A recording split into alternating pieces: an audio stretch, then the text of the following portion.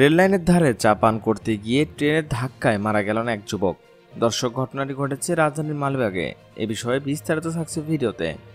রাজধানীর মালিবাগ রেলগেট এলাকায় ট্রেনের ধাক্কায় নাজির আহমেদ নামে এক ব্যক্তি নিহত হয়েছেন। তিনি সোহাগ পরিবহন বাসের চালকের সহযোগী ছিলেন।